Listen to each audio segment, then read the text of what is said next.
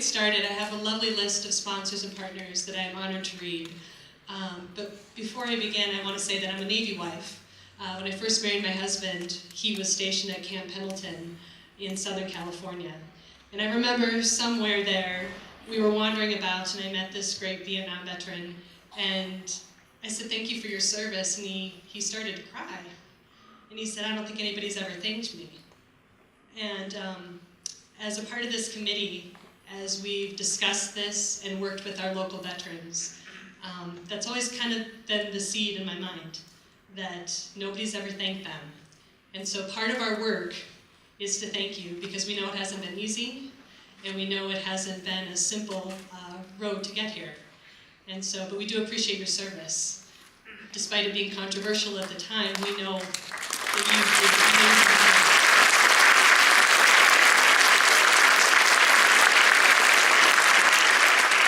And Julie's going to regret giving me the microphone because I might talk off script. But before I begin even further and reading my list that I'm supposed to read, I do also want to acknowledge the committee that worked to put this together, because there were literally over a year worth of hours and hours and hours of time spent to make this possible.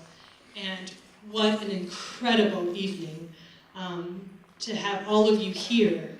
We are so proud to have an author of this caliber here in our little community to talk about such an important topic when we have Fort Meade right here on our borderlands. So this is just incredible. So thank you for coming. We so appreciate it. Thank you.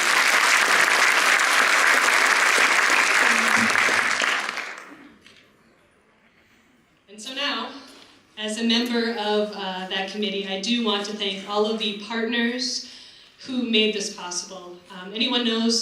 Anyone who has ever tried to put together an event in a small town, or in our case, a series of events in a small town, it is impossible to do it without a huge slate of partners and sponsors and businesses and folks who say, yes, we'll get water for that event, and take care of all those details. So we are just so grateful to them. And so our major sponsor, though, is the National Endowment for the Arts and Arts Midwest. And then AARP South Dakota. We are so honored to have the state director, Eric Koslowski, here. He's present tonight. Can you please stand? Thank you. So while the National Endowment of the Arts made this series possible, certainly AARP has made this particular night possible. So thank you. We are so grateful. We also want to thank the Sturgis Area Arts Council, who was the entity that applied for that National Endowment grant, and my goodness, Dorothy and Francie and so many on that board have put in so many hours, so thank you. Next is the Sturgis Public Library in the city of Sturgis. I cannot tell you how many countless hours Julie has put in, and what a great effect we have here in our community. It really has rippled through. And then the Sturgis Area Chamber of Commerce, the South Dakota Humanities Council and Festival of Books, South Dakota Public Broadcasting, Stan Adelstein, the Clover Charitable Fund, South Dakota Public Broadcasting. My goodness, that Vietnam documentary, have you been watching? It is phenomenal. Great stuff. The Home Slice Group, KBHB Radio, thank you for your advertising and help. Meade County Times-Tribune, the same to you. Thank you for all your coverage, and we made it on the cover of the Rapid City Journal today. Amazing stuff. First Interstate Bank, Meade County, the Sturgis Center for the Arts, Meade 46-1 School District, the South Dakota Department of Military and Veterans Affairs, the Sturgis American Legion Post 33, VFW Post 2730, the Vietnam Veterans of America Chapter 1039, the American Legion Post 311. As I announce those, please know that they had folks at every one of those committee meetings who really gave us great insight into not just what we should talk about, but why we should talk about it and what it mattered. So thank you to all of them. Also the Piedmont Valley Library, who is hosting a number of these events, the Fort Meade Veterans Administration and Public Affairs, the Black Hills Veterans Writing Group. Bob Davis from Sturgis Photo and Gifts has been making great puzzle pieces for us. If you haven't stopped at the library and picked up a piece, please do, because we're doing a great art project in connection with this. And finally, a special thank you to our musicians, Janine Larson, Gary Renner, and Paul Peterson. How amazing was that entertainment? That was and finally, thank you for the food. For all those who volunteered and made food and presented food here. It was wonderful. And with that, it is my honor to introduce Eric so he can introduce our main event tonight. And thank you. Thank you so much again for being here.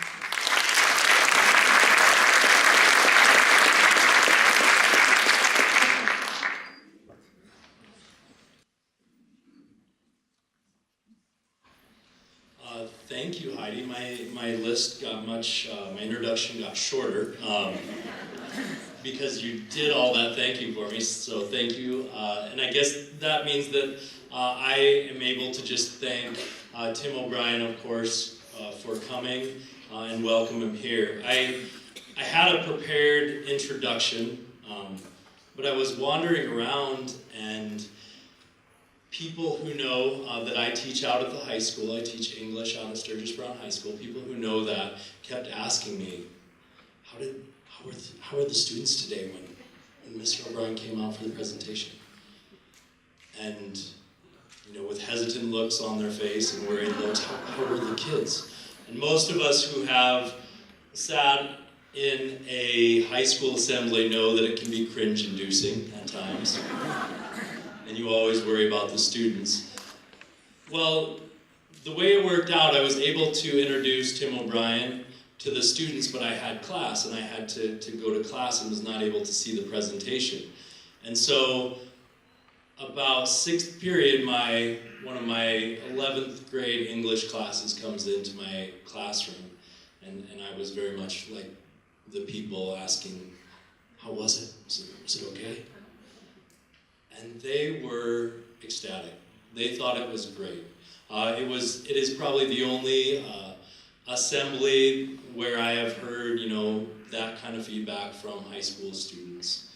They loved the presentation, and I was really excited. I was like, I didn't get to hear it, and tonight I get to introduce him again, and I'll get to hear his presentation. And they said, no. Actually, I don't think so, because he said he's got something different for tonight. Oh, okay. As a high school English teacher, you know, the highest praise I can give this book, I also give, of course, for his speaking ability, it's to keep the interest of high school students. When I assign this book, it is the only book I can assign and be assured that every one of my students will read this book. It's that good, and that's I think that's the measure of a great book. High school students are not easy to impress, and the fact that this book holds their attention and that this book speaks to those students who, you know, stopped listening to adults in some cases, but listen to this book, and the fact that this book generates the kind of discussion that it does in my classrooms, I can be only thankful. I can only be appreciative. And I can, you know, only admire what Mr. Tim O'Brien has done with the things they carried, and so it is my great pleasure to introduce Tim O'Brien.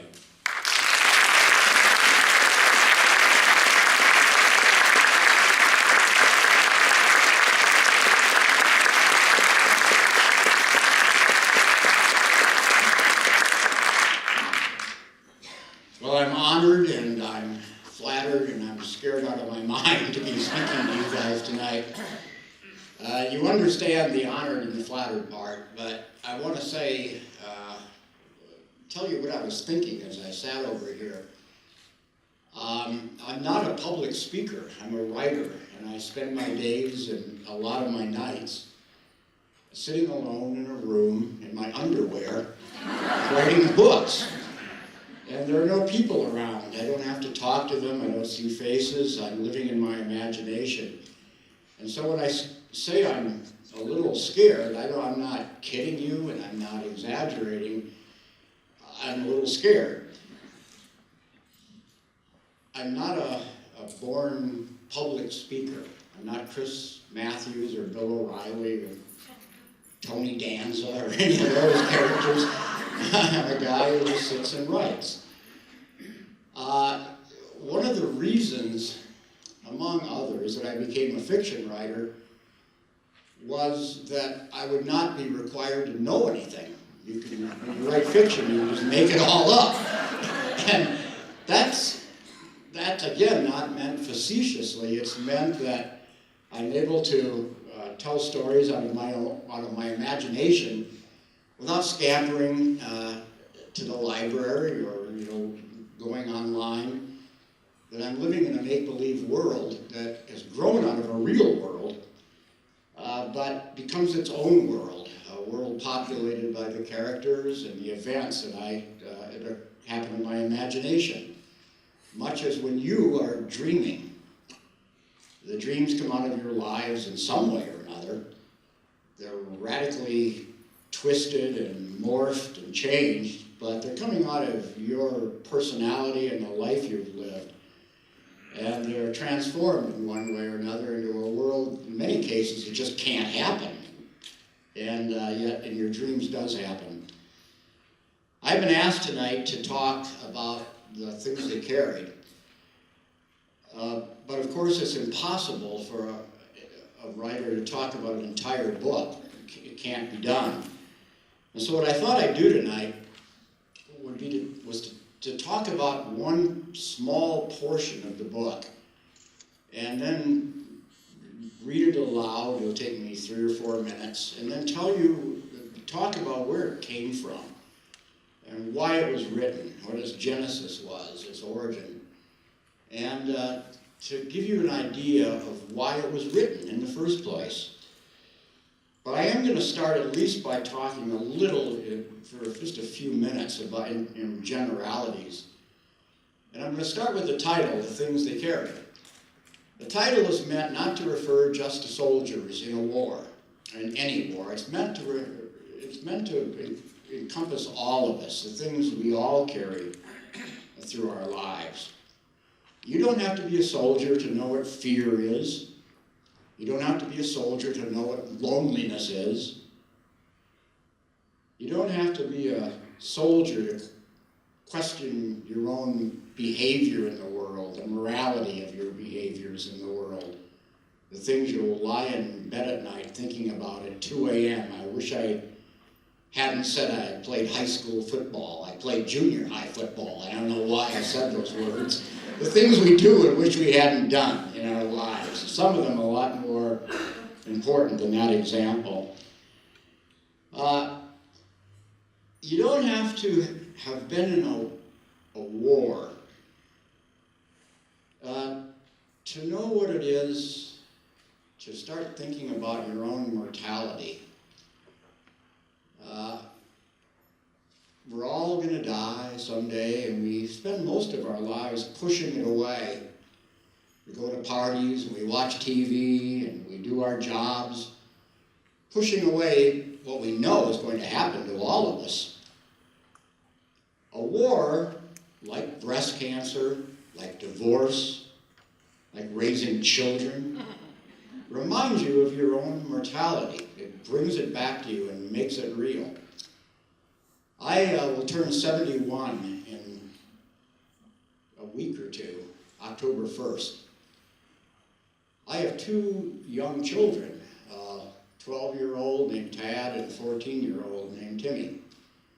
And the squeeze of mortality that I'm feeling on me right now, and I'm not going to be around for Tad's 26th birthday. It's not going to happen.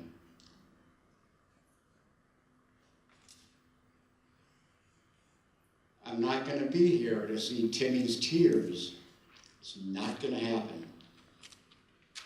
That squeeze of mortality is akin to what I felt 45, 48 years ago in Vietnam, where at 22 or 23 years old, I could feel the end all around me with every step I took. The Things They Carried as a title is meant to the things we all carry, not the physical stuff, but the emotional things of looking at your watch and it's 2 in the morning, and then waiting an hour and it's 2:01. That's what it's like being on guard in the middle of nowhere in Vietnam, pitch black. Your mind is partly on the war all around you, but it's partly back in Sioux Falls or Worthington or Sturgis or Deadwood. Remembering your mom and your dad, you're in both places at once. And time seems to go down to little droplets, now, now, now. At times in our lives, the world comes at us in that sort of way. And so the things they carried, although it's set in a war and on the surface is about war, and in many ways under the surface is about war, it's about war in the sense that we all go through it. You don't have to be in Vietnam to be in Vietnam. I want to do tonight what I just mentioned a few minutes ago I was going to do. I'm going to read to you a very, very short passage from the things they carried that many of you have already read. And then I want to talk to you about its sources. It's a chapter in the middle of the book. It's called Ambush. When she was 9, my daughter, Kathleen, asked if I'd ever killed anyone. She knew about the war. She knew I'd been a soldier. You keep writing these war stories, she said, so I guess you must have killed somebody. It was a hard moment, but I did what I thought was right, which was to say, of course not, and then to take her on my lap and just hold her for a while. Someday, I hope, she'll ask again. But here, right now, I want to pretend she's a grown-up. I want to tell her exactly what happened, or what I remember happening. And then I want to say to her that as a little girl, she was absolutely right. This is why I keep telling war stories. He was a short, slender young man of about 20. I was afraid of him, afraid of something. And as he passed me on the trail, I threw a grenade that landed at his feet and killed him. Or to go back, shortly after midnight, we moved into the ambush site outside a little village called Mike. The whole platoon was there, maybe 30 of us, spread out in the dense brush along the trail. And for maybe 5 hours, nothing at all happened. We were working in 2-man teams, one man on guard while the other man slept, switching off every 2 hours. And I remember it was still dark when my friend Kyle shook me awake for the final watch. The night was foggy and hot. For the first few moments, I felt lost, not sure about directions, groping for my helmet and my weapon. I reached out and found 3 grenades and lined them up in front of me. The pins had already been straightened for quick throwing.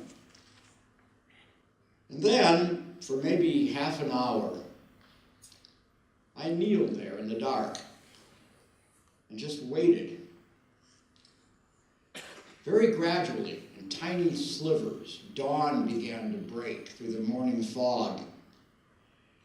And from my position in the brush, I could see 10 or 15 meters up the trail.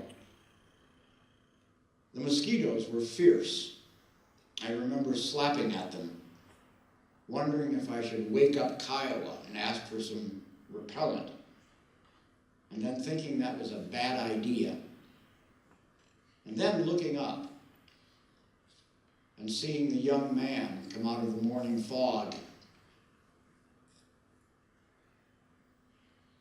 He wore black clothing and rubber sandals and a gray ammunition belt. His shoulders were slightly stooped, his head cocked to the side as if listening for something. He seemed at ease. He carried his weapon in one hand, muzzle down, moving without any hurry up the center of the trail. There was no sound at all, none that I can remember. And in a way, it seemed that he was part of the morning fog, or part of my own imagination. But there was also the reality of what was happening in my stomach. I had already pulled the pin on a grenade. I had come up to a crouch. It was entirely automatic. I did not hate the young man. I did not see him as the enemy. I did not ponder issues of morality or patriotism or military duty. I crouched and kept my head down. I tried to swallow whatever was rising from my stomach, which tasted like lemonade, something fruity and sour. I was terrified. There were no thoughts about killing.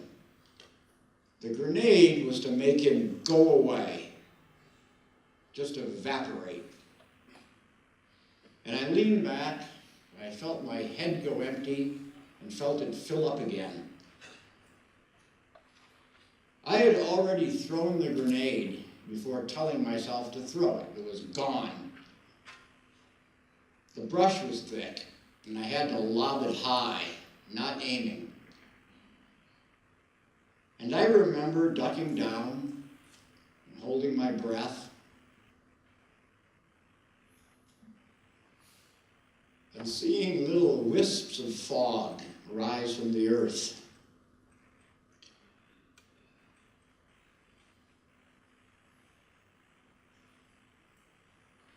The grenade bounced once and rolled across the trail. I did not hear it, but there must have been a sound, because the young man dropped his weapon and began to run. Just 2 or 3 quick steps. And then he stopped, turned to his right, and looked down at the grenade, and tried to cover his head, but never did. It occurred to me then that he was about to die. I wanted to warn him. The grenade made a popping noise, not soft, but not loud either, not what you'd expect, a pop. And there was a puff of dust and smoke, a small white puff. And the young man jerked upward, as if pulled by invisible wires. He fell on his back. His rubber sandals had been blown off.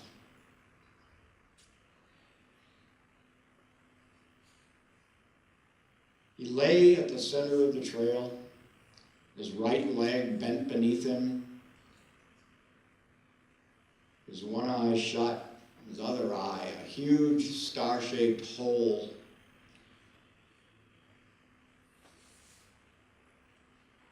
For me, it was not a matter of live or die. I was in no real danger.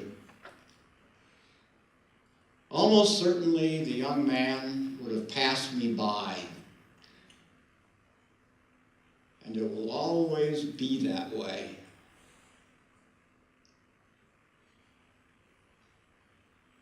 Later, I remember my friend Kyle tried to tell me that it was a good kill. He told me I was a soldier. This was a war. That I should shape up and stop staring and ask myself what the dead man would have done if things were reversed. But you see, none of that mattered. The words were way too complicated. All I could do was stare. just to gape at the fact of the young man's body. Even now, almost 5 decades later, half a century, I have not finished sorting it out.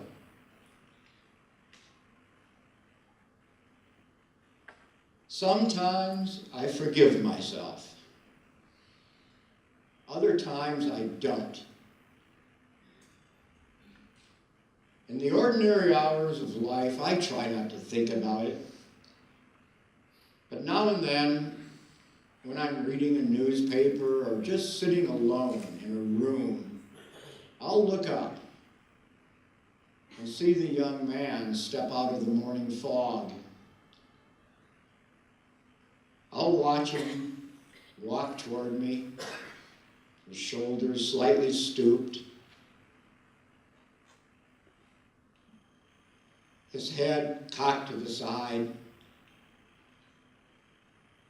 and he'll pass within a few yards of me and suddenly smile at some secret thought, and then continue up the trail to where it bends back into the morning fog. Why do I choose this short little passage to talk about tonight out of all the possibilities in the book? There are a number of reasons. One of them has to do with the fact that this story is about the final and ultimate fact of war, which is any war: death. War is a kind of sanctioned homicide. It's permitted, it's legal, but it's one man killing another and others trying to kill other people. It's about living and dying. It's about giving death and receiving it. Ordinarily, though, when we think about wars, we tend to abstract them. Right now, we're at war, and we read about it in our newspapers, and we see a little of it on TV. Nothing like back in my era, where you would see a lot of it. Now it's kind of sanitized and kept off our field of vision, so we don't have to worry about it all, not even think about it all. When you turn on CNN or Fox News or CBS, you'll get statistics. 12 guys died today in an ambush outside Kabul, or the equivalent, or 3 people, or 2.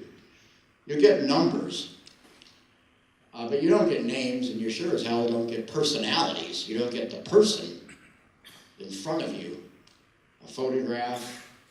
In fact, they keep the names from us for a long time. They hide the coffins from us. We don't look at those either. Back in my era, there were pictures of them coming home, draped in flags. The war is made to feel distant by numbers and by other means. And I felt it was my responsibility as a writer, but more than that, as a citizen of our country, to try, through one death, just one human death, to make you feel something of what I felt half a century ago. You expect a soldier to be full of pride and nostalgia for war, but people who have actually been in combat may feel pride, but they feel a whole jumble of other emotions too. One of which is a sense of great culpability and responsibility at killing people. People much like yourself. Same age, same aspirations. They want a wife, they want a daughter, they want a life ahead of them. Same things we all want. And I felt that by concentrating in one chapter in the book, not on the sort of big stuff of battles, but just on one death, and by the response of a character named Tim O'Brien to that death, just staring at it. No politics, no conservative, no liberal, just a human being looking at another human being lying dead. You'd feel a little bit of what I feel about now, 50 years later, as I lie sleepless in my bed down in Austin, Texas.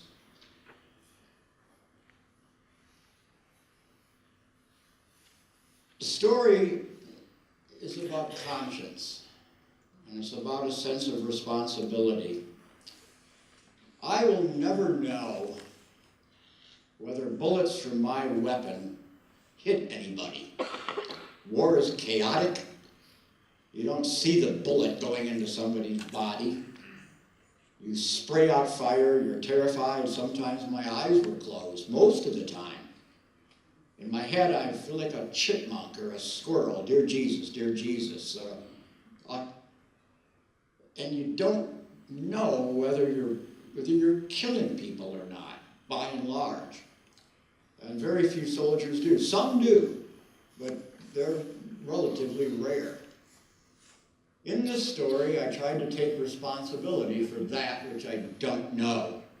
I do not know whether my bullets coming out of my weapon hurt anybody or killed anyone. But in a story, in fiction, you can take responsibility. I was a soldier. I pulled the trigger. And I can't walk around absolving myself of all the death by saying I don't know. I was part of it, and the story is one way of doing that. Another reason, the third reason I chose this chapter to talk about tonight, even though it's a grim one and a hard one, and for me, a very emotional one, you saw I had trouble getting through that reading. I chose it because it's not true. Not in a literal sense. It's not true. I have no daughter. Never did. In fact, up until 14 years ago, I had no children at all when I wrote this piece. On top of that, there was no hand grenade. There was no Kiowa. There was no trail junction. There was no morning fog. There was no star-shaped hole. All those details and more in the story I read to you aren't literally true. It says on the title page of the book, a work of fiction. It's not true. That's what fiction means. It's made up. On the other hand, I tried to write a book where it felt true, despite the word fiction. Hence my own name, hence dedicating the book to the characters in the book. I wanted it to feel as if, wow, it says fiction, but I don't know, as you're reading it. It partly is a technical challenge, but mostly is an emotional need on my part to make a work of fiction feel true the way our dreams feel true. You don't wake up from a dream and your first thought is, well, it didn't happen. You're in the dream. And you sure as hell in the middle of the dream, you're not thinking, this isn't real, are you? It's real when you're dreaming. Similarly, when you go to the movies, you'd be crazy if you sat through a whole Godfather and thought, well, that's not real, and that didn't happen, and that didn't happen. You know it's not real when you enter the theater. You know it's made up, but you believe it as you're in it. And I wanted to capture that sense of emotional reality as opposed to literal reality.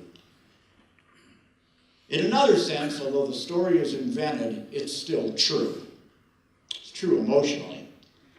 As a soldier, almost a half century ago, I participated in dozens and dozens of ambushes, not just one. I stared at dozens and dozens of corpses, not just one. And so this story is a way of trying to collapse all those ambushes, all those terrifying nights, which are rarely depicted in movies because you can't, it's hard to do a movie in blackness.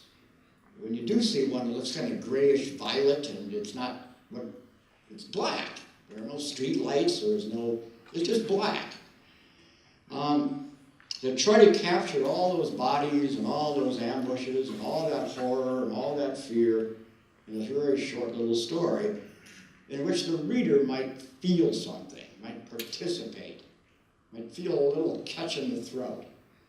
The way my throat catches when I think back on my war. There was, though, one particular ambush that is kind of the basis for the story. And I want to remember I mentioned I wanted to talk about the origins of the book, what it came out of in the real world? Well, it came out of a whole bunch of ambushes and a whole bunch of dead bodies, but it came out of one in particular that was dominant, that was on my mind as I was writing it. I'm going to try to do this now without looking at my notes, which is going to mean I'm going to be in danger of tearing up. The notes keep me kind of firm and anchored, but when I look up and start just talking, it gets emotional. So one night, July 1969, our company commander, our company is about 110 soldiers in the Army back then, had us awakened by his lieutenants, the platoon leaders. We were shaken awake in the middle of the night. We were told to saddle up, which means put on your rucksacks and get your weapon and your ammunition. We're leaving this little night defensive perimeter we'd established on a hill. We did it. We walked for about 2 hours through the Vietnam dark, which is, even in Deadwood and Sturgis, it's dark that you guys don't know dark. It's black dark. So dark that you're afraid of losing contact with the man in front of you, of getting lost, of getting separated. You sort of squint ahead of you, just trying to see the silhouette of the guy right in front of you. The walk itself was terrifying because of the fear of lostness, but it was also terrifying because the place was littered with landmines, RAO. I would say 80%, 70% of our casualties came from landmines. So you're afraid just to move your feet, much less be in combat. Just walking is terrifying. So we blundered through the Vietnam dark for a couple of hours, and we eventually arrived about an hour before dawn. We arrived at a village, the name of which I didn't know. I didn't know why we were there, what we were supposed to do. Very quietly, the officers came through and told us more or less what the idea was going to be. We were going to put what was called a cordon around the village, just encircle the village with 3 platoons, and the last platoon, my own, would be out in a rice paddy along a paddy dike. And the idea was for, at dawn, the 3 platoons to push through the village and push the enemy out of the village into the rice paddy where we'd gun them down. There had been apparently intelligence that there were Viet Cong in this village. Well, these sort of things never worked, ever. We were loud, we were young, we smoked, our canteens clanked in the dark. They could hear us coming from miles away. We were the Army. We weren't, the Delta Force with stealth and so on. We were a bunch of kids from the Bronx and southern Minnesota and South Dakota. Amateurs at the whole war game. Basic training was a joke. I did it in Fort Lewis, Washington in the middle of the winter. And that was not Vietnam. Vietnam was summer, and I mean summer, like 120-degree hot summer. It was a joke. We didn't know what we were doing. Our officers did their best, but some of them didn't know what they were doing either. In fact, I modify that. Most of them didn't know what they were doing either, really. They were as young, they were 23, 24, 25 years old. As ill-trained as we were in most cases. They did their best, but they were blunderers too. But although these things never worked, there's always an exception to never, isn't there? And this was the exception. I remember being along this paddy dike, not a trail as in the story, and there ahead of me was a flat rice paddy, just black. And after kneeling there for about half an hour or so, dawn began to break. And you could see against the horizon a little skinny little line of purple where the sun was not up, but was beginning to show it's going to come up. And a few moments after the skinny thread of violet, 3 figures came out of the village the village was over here to my right, and our other platoons were coming this way. And out of the village came 3 figures. There were silhouettes as far away as the 5th or 6th row here, not very far away, 20 feet or so. Right across our field of vision. It was like it being in a carnival in Minnesota on Turkey Day, where the carnivals would come into town and you'd have these shooting galleries with little yellow ducks and you'd shoot away at them. You couldn't hit them because I think that thing was rigged, so you couldn't really hit them. But it was like that. I mean, this was real weaponry, and these were real human beings. You could see they had rifles. They were definitely VC. They kind of glinted in the moonlight, just little sparkles. And you could see them. You could see the silhouettes of their weapons. And they were extremely close. So there were 30 or 35 of us lined up along the Paddy Dyke, and we opened up with everything that America has to open up with. Arsenals of Hartford let loose on those 3 people. Machine guns, M16s, Claymore anti-personnel mines, hand grenades. It was huge firepower being delivered on these 3 people so close to us. It lasted 30 seconds, 40 seconds, something like that. There was no return fire at all. Daybreak came, maybe 20 minutes later, and out in the paddy, as close again as the 5th, 6th row here, was one body, dead. How 30 of us delivering this massive firepower couldn't shoot all 3 of them is, to me, a mystery to this day, at least in part. I know how scared I was, even though they didn't know we were even there. Terrified out of my mind. I remember my company commander leaning toward me right before the firing started and whispering to me, fire low, everybody misses who fires high. You tend to fire too high when you're in combat, you're scared. Well, apparently all of us fired high, because there's one body out there. He was a kid, 16, 17 years old. I say in the story 20 or so. I made him a little older. He had, with him, he had a rifle, which lay on the ground beside him. He had a pouch of rice.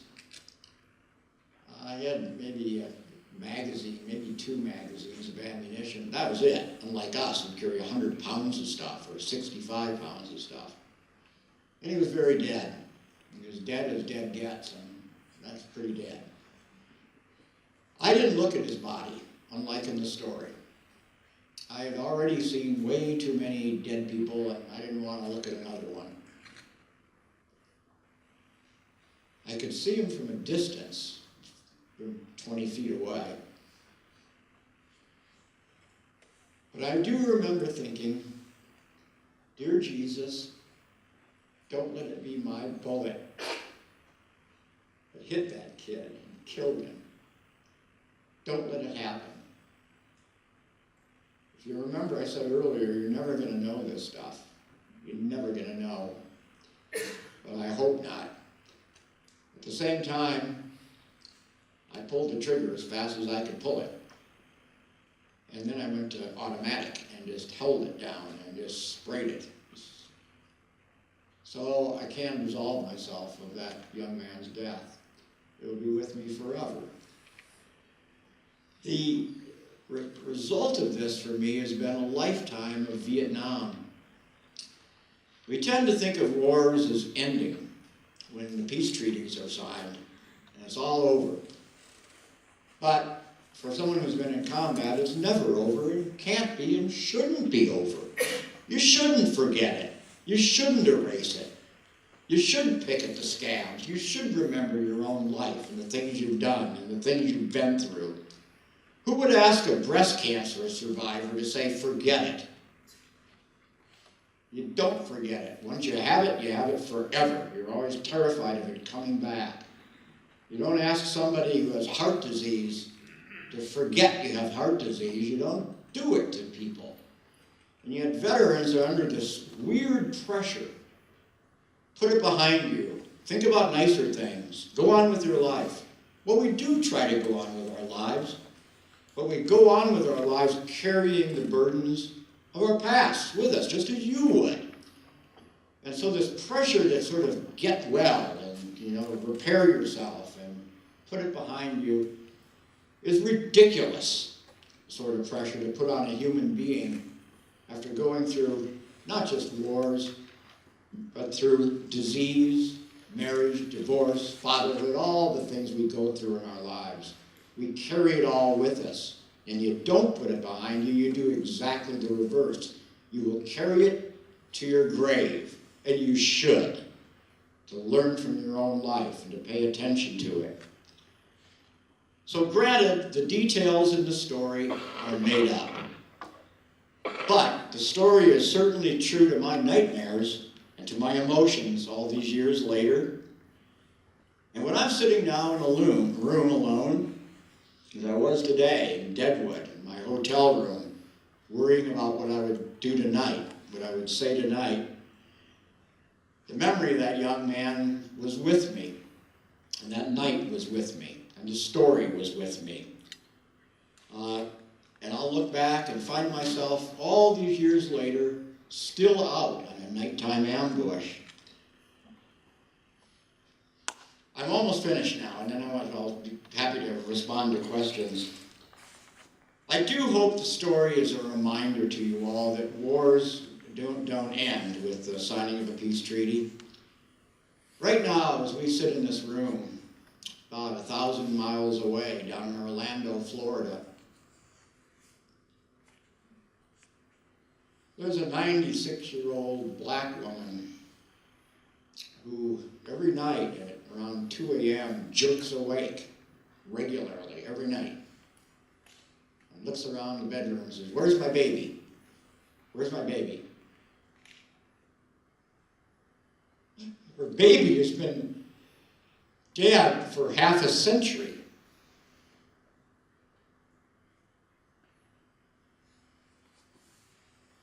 Do you think the war is over for her? Because if you think that, you're nuts. And for the children of veterans who never knew their fathers or never knew them well, who stay silent at the dinner table and won't talk about it, and for the wives and the lovers, the sons and the daughters of veterans, they're all among the casualties, and the war of Vietnam or any war is not over for them and never will be over. We tend to think too rationally about war. You sign a peace treaty and it's finished, but it's not. In fact, sometimes the pain is worse than the war itself because it won't stop. It goes on and on. Finally, this chapter, like the things it carried in general, I hope, is as much about storytelling as it is about Vietnam. It's about what stories do, not just to our heads, but to our stomachs, and to our tear ducts, and to the backs of our throats, and to the napes of our necks. And stories aim at the whole human being. You try to move somebody with it, not just their brain, as you would do in nonfiction, mostly. Great nonfiction does both too, of course. But you're aiming at the whole human being. The story I told you is one about the person that, in a way, I am now. I'm an old man, knowing guilt and sorrow. A man who tonight entered this auditorium with really mixed emotions. I wanted partly to get out of here and not do what I've been doing for the last 45 minutes or so.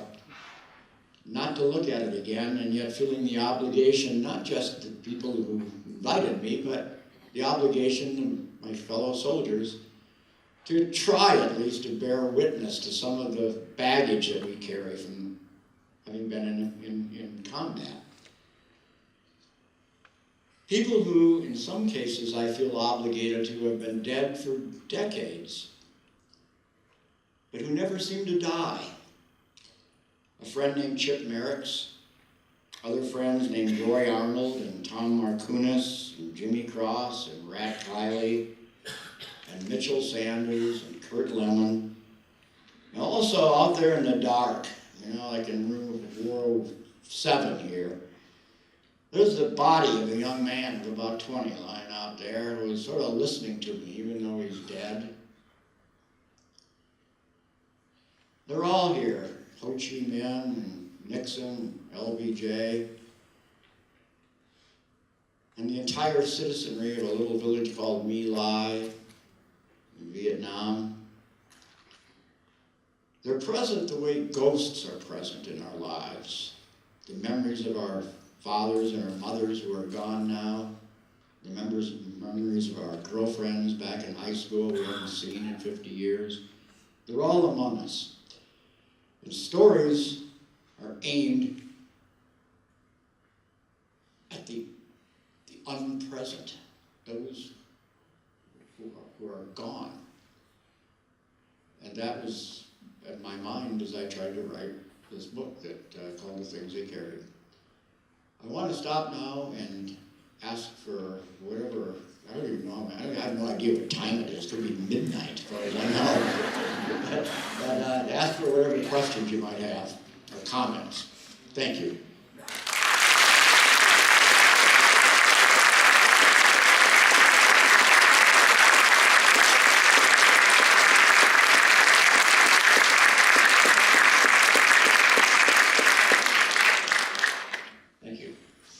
We have a microphone here that I guess you'll have to raise your hands and then the microphone will be given to you.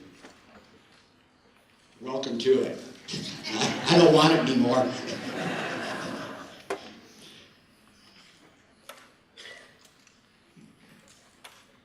saw a hand. My students, more than any other character, my students want Elroy to be a real person, or Elroy in the story on the Rainy River to be a real person. And I think, I guess I would ask, what was the inspiration for the character of Elroy on the Rainy River? I want Thumbelina to be a real person, but it's not going to happen. I'd like to have somebody that big, talking to me. The inspiration is the inspiration of conscience. Elroy was a man from northern Minnesota who, like many northern Minnesotans, you can walk into a bar and you can have like 5 heads and he won't mention that you've got an extra 4 heads.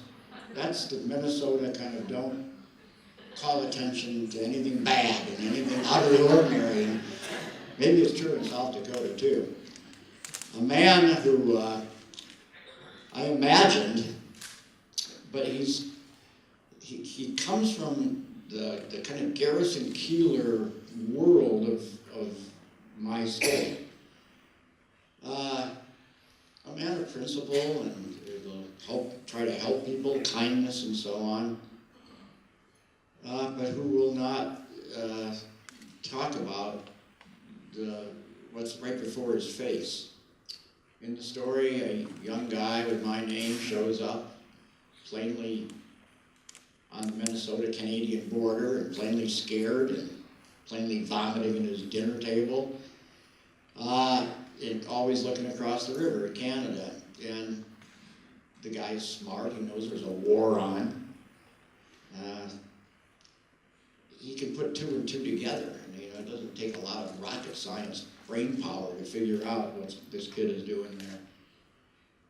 He's reminiscent of people in my hometown, but a little part of the guy is also John Updike. And a little part of him is God, and a little part of him is a 10th grade English teacher named Miss Wick, who taught English, I might add, with her breasts.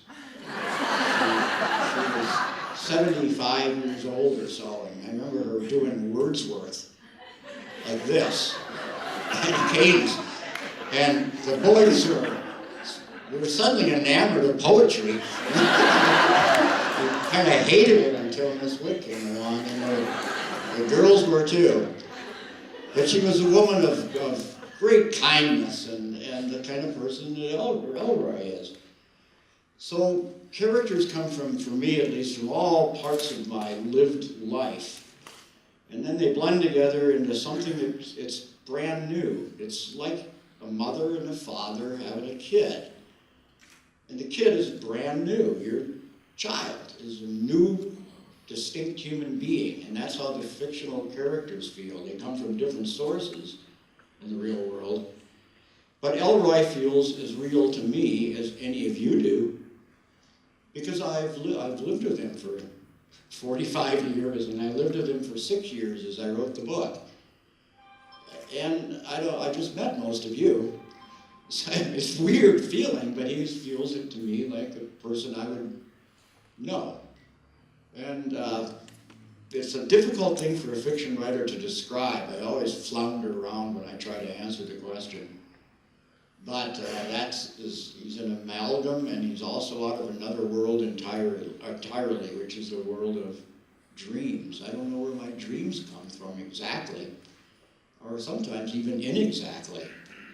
But I know they're mine, because I'm dreaming them.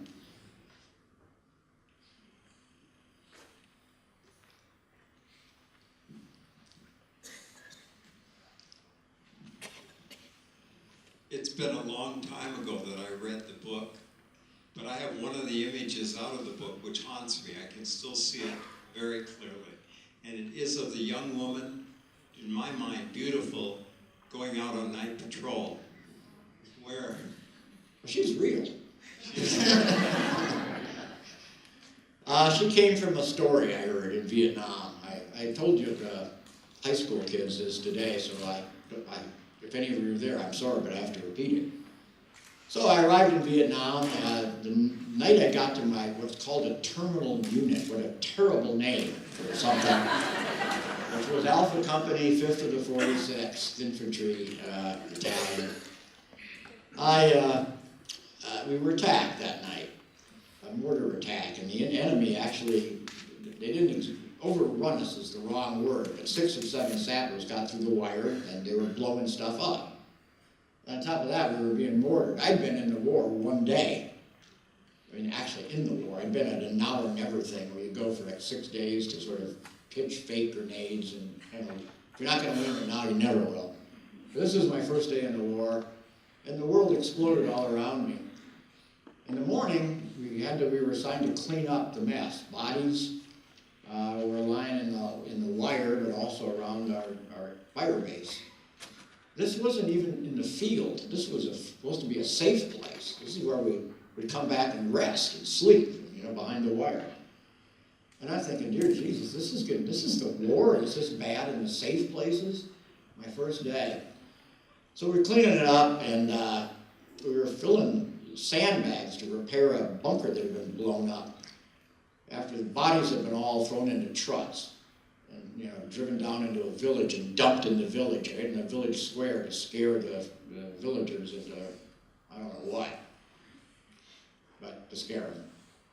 And we're filling sandbags, and the guys start talking around me, and one of the guys, his name was Bob Wolf, they called him Buddy Wolf. I was Buddy O'Brien, or Buddy Barney, we couldn't remember each other's names, really. And so we'd all give one name for everybody. And he said, yeah, I got to tell you, O'Brien, there was there's a special forces camp up, and then, it's called the Song Trebon. It's a river that goes through Vietnam, and as it goes up into the mountains, there was a Trebon Special Forces camp. And then the guy said there was a good-looking ex-high school cheerleader that showed up out in the middle of nowhere with these green berets. And like you, I just said, no, it can't happen, and I just laughed and thought he was kind of making fun of me for being a new guy. And then a guy with him said, yeah, she was there. I saw her picture. And somebody else was, I didn't believe any of it. I thought there was even a young, blonde-haired white woman living out at the Trebon Special Forces camp. This was deep jungle. Then I heard it all through my tour in Vietnam from different people. Did I see her? I never did. She was long gone before I got there, if she existed at all. But I heard it enough to think, well, why didn't I believe it? You can buy a plane ticket and fly from Cleveland to LA and nobody's going to stop you. And you can buy another plane ticket and fly from LA to Bangkok and nobody will stop you. Nobody will think twice of it. Even if you're, a recent high school graduate. You can buy a plane ticket in Bangkok and fly to Saigon. Back then, nobody will stop you as long as you pay your money. And once you're in Saigon, and you're this good-looking cheerleader, you're 500,000 horny guys who will take you anywhere else you want to go. All you got to do is say please, and they'll take you. So it's not like improbable in the way Thumbelina is really improbable. What's improbable, and the only thing improbable about it, is that it's a woman. Because all the rest of us were her age, young, naive, full of romantic bullshit in our heads about war and so on. We're exactly like her, except for one thing. She's a woman. No, our age. And I started thinking, God, that's not a very good reason not to believe a story. And then on top of that, there were in Vietnam women. There's a statue to them on the mall in Washington. Maybe you've probably seen it. There were nurses, there were secretaries working for contractors, there were a boatload of journalists. One of whom I met, several of whom I met. One of them, she was about that tall. She was French. I can't remember, somebody here probably remembers her name. She was very famous. She was a photographer.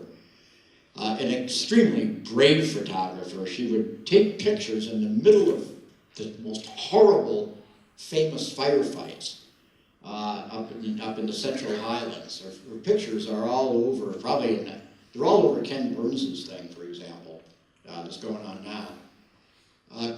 Catherine Leroy was her name. She looked like she belonged in like 3rd grade. The physique of it. Even I met her years after the war. She was probably well into her 50s, maybe even 60 by then.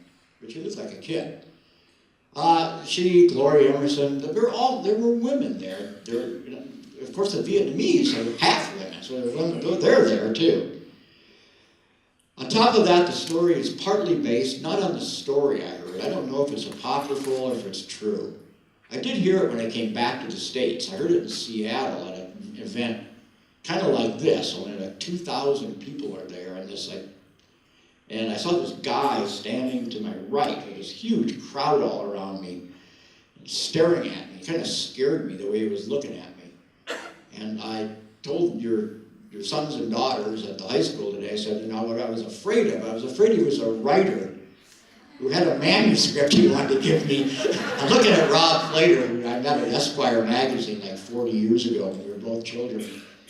We're all terrified of reading bad prose, and I thought that's what I was in for. I thought this guy was going to give me a book he'd written and I wasn't going to like. So the thing ends, he's still there, he comes up to me and he says the story about Mary Ann. He didn't use that name because I made the name up. But he said Special Forces camp on the Trabant. So I heard it again, stateside. All that goes into it. Did I see her? No. Do I believe it? I don't even really know if I do or not, in a literal sense. But I do know that I believe in a woman named Lady Borton. Real name. First name's Lady, last name's Borton. She's a writer. You can find her books in a library, probably here in Sturgis. When I was in Vietnam, she lived alone in Quang Ngai City, which is not a city, it's a little town, very close to where the My Lai massacre happened. It's the market town for My Lai. She lived there by herself. She was a Quaker, and she did refugee work and helped children. This was a place where 100 of us, armed to the teeth, were terrified going near this place. It was so scary. Just to get into the village was scary because of all the landmines. It was famous for being it's like the Appalachia of America. It was rustic and they were hated foreigners. Chinese, Americans, French. It was famous in Vietnam. It was a terrifying place, and she lived there all by herself. So we're all home, all the guys, and it's half a century later, and we're marching in our parades with our uniforms that don't fit anymore, and our medals, and it's the 4th of July. We're full of nostalgia, and guess what? She's still there. She's still doing it. Just like Mary Ann, who faded away into the jungle at the end of it. Lady is still there, 50 years later. So this gender thing is pretty meaningless, isn't it? When you look at that woman's life, or Catherine's life, Leroy was badly wounded. Men and women are different. There's no doubt about it. But we're not that different. It's not as if men are bears and women are mice. I mean, we're not that different. We're human, and we know what fear and joy and love and all that. And we also know what the electricity that comes through your body at times, as it did through hers, when you're out in a rice paddy and it's midnight and you feel your boots sloshing through the paddy and you don't know if you're going to be alive or dead. And that filled her up as it did me. It was narcotic in a way. You hated it, but you were so aware of how alive you were as you hated it. You're just tingled with your aliveness. Even though you thought you might die the next second. You're never more alive than when you're almost dead.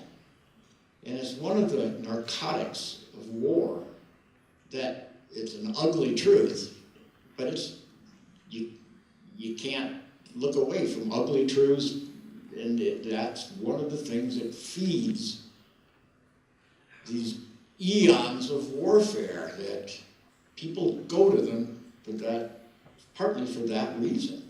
It's not always rationality and righteousness and political rectitude. A lot of people go to war to test themselves. The difficulty with that, of course, is that in Vietnam, 3 million people died to test yourself. That's not a good way to do it. Climb a mountain to test yourselves, or go down the Amazon and swim it. If you want to test yourself, swim. That'll be a test. But you don't have to kill 3 million people to test yourself. It's a long answer to your question, but it's a good one. The question, I mean, not the answer. Maybe, I don't know, how many more, how much longer? One more? Okay. I really appreciate the chapter that you chose to read to us tonight, because it really resonates in our family, because we are going through some of the same situations with a military person who has come back, and of course they're calling it PTSD. When you came back from Vietnam, with your family, how did your family help you, or what did you expect from them? Because the Vietnam experience for over here was so bad as far as the troops coming home. A little bit different more today when they come back from Iraq. But you didn't really talk about that in your book. But I kind of want to know, what did your family do, and how did they cope, and how do you still cope today with your flashbacks and your memories that you have, your experience? Well, it's a great question, and I don't have much of an answer, unfortunately. I wish I did. They didn't seem much interested in the war. At least they didn't ask me much. I don't remember being asked anything, to be honest. I don't remember any questions or what did you see, what did you do. I think they were being, like Elroy, they were being protective of me by their silence. They didn't want to bring up bad subjects and hurt me. And so they stayed silent. And they stayed silent, my mom and dad, until they died. They never talked about my books. My sister claims they read them, but I'm not. They didn't never talk to me about it. I think they were proud of me being a writer, but they didn't express it to me.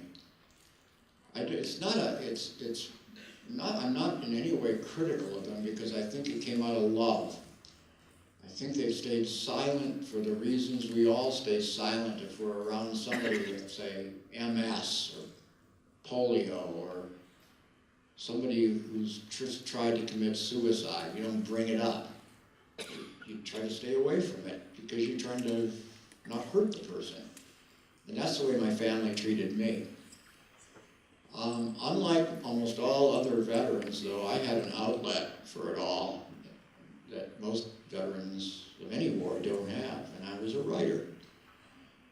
And I had a vent where I could make stories out of it all. And it doesn't mean you take it out of yourself and you put it on the page. That you can't do. But you can make a sort of a wind blow between you and, I'm just making that, I just made that up. That's not like an old stock line. It's sort of true. I'll use it again. Because it's sort of this wind blowing from your heart onto the page, and it's not, the memories will always be there. I have that, and not many veterans do have it. I met somebody here today over in the hotel, in the main lodge, and the main room where the writers sign books today. And he runs a project that has to do with people getting veterans to write. It's great. Maybe he's even here tonight, I don't know. But it's a great idea because silence descends on people from any trauma. You don't want to talk about it. Not only for psychological reasons, but just for practical reasons. Where the hell do I start? What story do I tell?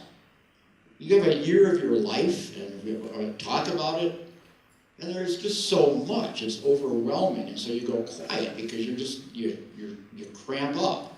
You don't know what do I say first? Do I do it chronologically and walk you through Sioux Falls and getting drafted there? And that would take as long as the war took. So you don't know where to start. You don't know where to end. You don't know what stories to tell. And you feel a need, when you're asked a question to talk about the war, you feel a need to make it kind of exciting and sort of leave out the boring monotony, the days of swatting mosquitoes and slipping through rice paddies and plodding along. It's boredom, but it's boredom that's punctuated now and then by just horror. But you're bored, but the next second you're unbored in the worst possible way. You're in danger of dying. So there's a silence thing that most other veterans have to live with. And I've been able, through my writing, at least to vent some of it. And that's what's happened with me. I want to finish by just saying thank you. I've only been here a little more than a day and a half, a day and a quarter. But I've met so many wonderful people, both in the reception out here tonight, and also over at the hotel where most of the writers are staying. It's been really amazing. I really don't like doing this sort of stuff. I don't like listening to myself. I don't like pretending I'm a spokesman for other veterans, because I'm not. Every veteran has his or her stories, and in the audience right now, I know, because I met them, there are plenty of veterans who could tell their stories that would be just as meaningful as mine. I'm speaking really only for myself, and I don't much like it because I've spoken through my story so many times. I appreciate the patience of everybody in listening to this, and I really appreciate your having me. Thank you.